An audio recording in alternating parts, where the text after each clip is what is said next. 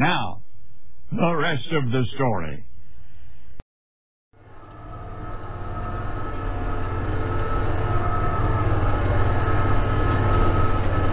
Well, this is one of those jobs that just seems to kind of fall into your lap. I really didn't think I'd be able to come down and do this, but I'm currently grinding up the low-lying areas down at the valley. And my intentions were to do this yet this fall, but my thoughts were I wouldn't be able to come down here until after harvest, after grinding up all of the corn stalks and then the ground being frozen, coming down and doing this. And that's me turning on the front wheel assist. I came down here probably 2 weeks ago and I did the subsoiling, bowl plowing, and on this section of the farm I do have 4 runs that are about 10 feet apart that start over here. I got 2 that, that's all that heavy residue. That's first, second, and third cut right there, folks. But we got brand new blades on the Rhino, and I'll just slow down to 2 miles an hour and I'll let it work. 'Cause I'm not loitering around here. I'm gonna be doing this. I got the low spot up there I'm gonna do. I already did the 1 spot. I did 1 outside round along the river, and I'm bugging out and going home, or at least back to the farm. I need this tractor on the grain cart, and it's just one of those things where I didn't have to do this. I really didn't, but it's one of those next year preventative things where I could be setting myself up better for next year, this year, if I at least go ahead and address this now. I don't know if I can go clear over to the hill. I mean, I've done a couple of these videos in the years since I picked this place back up of me down here with the Rhino cutter and mulching, and well, I'm going slow enough, it's essentially mulching for the amount of material that is there. And if it was this dry like 2 weeks ago, I'd have been so much better off, because we were down 3 weeks. When did we make the valley? 2-3 weeks ago.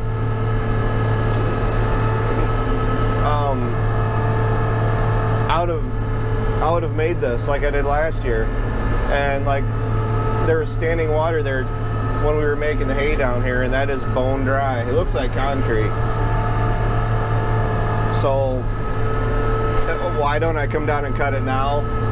I'm not gonna drag the disc spine, a rake. I'd almost have to TED this for how thick this stuff is. A baler, skid steer, the wagon, just to get maybe 15 bales off this. So I got 15 bales off of it last year and it looked like this. So it's essentially just bedding. I wouldn't be able to sell the stuff for any value. And right now I think the corn fodder would have better bedding and better feed value than this stuff. I mean, the cows would go through and they'd nose through and get all the grass out of it. I'd be getting my money back out of it, but it's a time issue. It's like making that fence that we put in.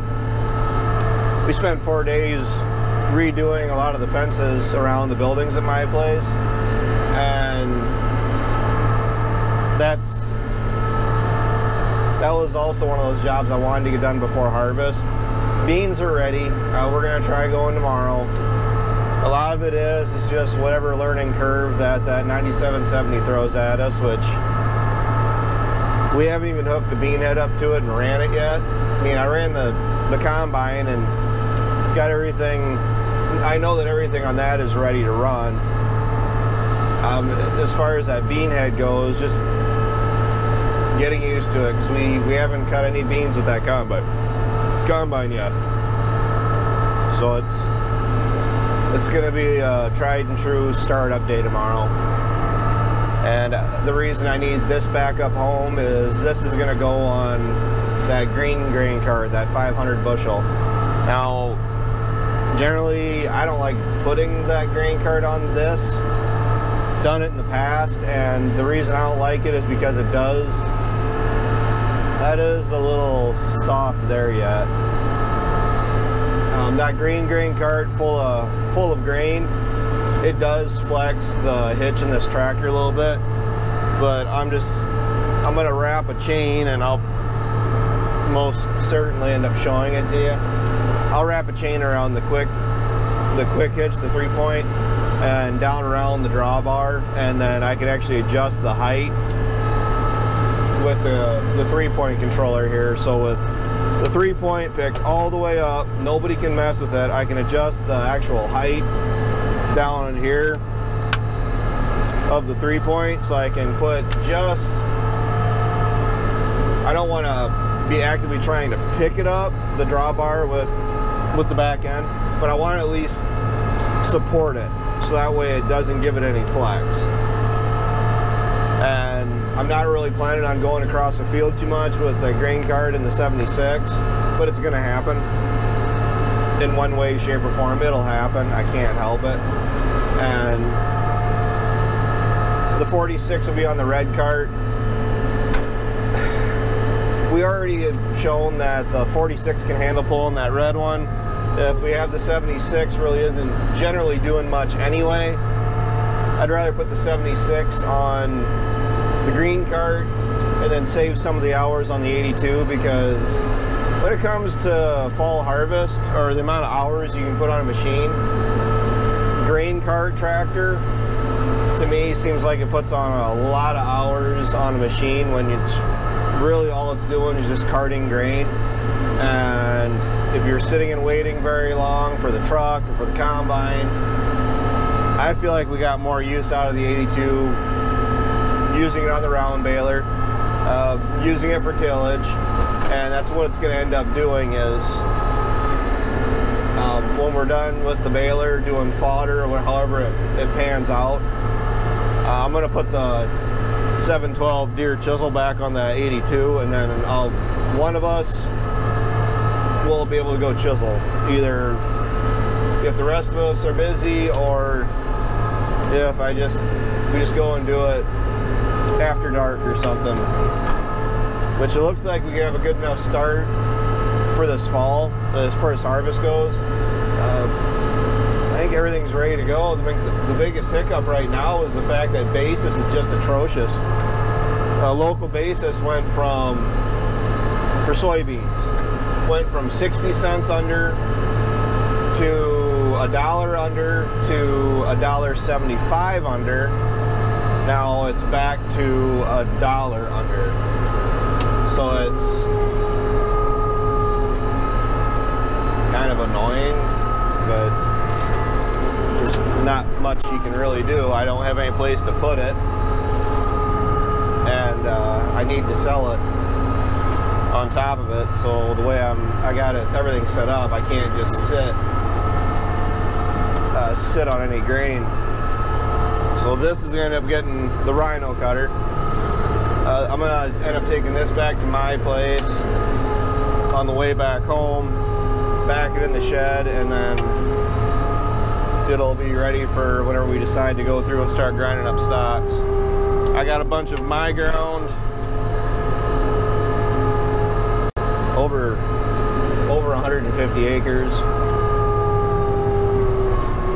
that is in corn, that as far as tillage goes, I could go through and hit it with the VT, but personally I think I'll get a better grind up with new blades on the Rhino. I mean, it's going to take a little bit longer. I mean, the VT is faster as far as getting the stalks knocked over, and then going through with those 360-degree chain rolls that we put on the 12-row head.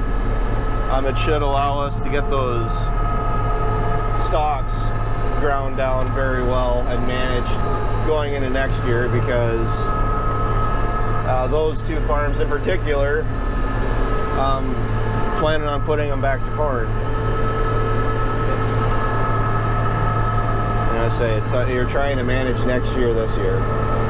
So I'm going to shut this off because I didn't charge this camera, and hope you guys enjoy watching what little bit of videos I can get posted. And I'm really hoping just to get this cleaned up so it can help dry it out. And for how dry it is, the pastures are smoked, and I'm even feeding hay for my parents' cattle, which normally I don't have to for another 2 months. And the only thing that I can say there is, looking on the bright side, is if things are as dry as they are, I did see locally that buyers are starting to show up to the hay sales again. So all I can do is hope that by the time I decide to start moving some bales, there's going to be a demand there that I'll be able to get them moved quickly. And this right here, before I shut the video off, that is probably the second wettest spot, or probably the biggest area. It's probably 100 feet long, but right next to the hill is probably the most dangerous, because that's where it was kind of like a quicksand or mud bog, because I was actually driving along where everything was smooth. There was no signs of any water, moisture there at all, and the ground just gave out underneath the front tire, and the front tire just dropped. So similar to how the 46 got stuck on me that time. So, thanks for watching, guys. By all means, like, comment, and subscribe. It helps the channel and it keeps you up to date, because it's October 3rd, 2nd.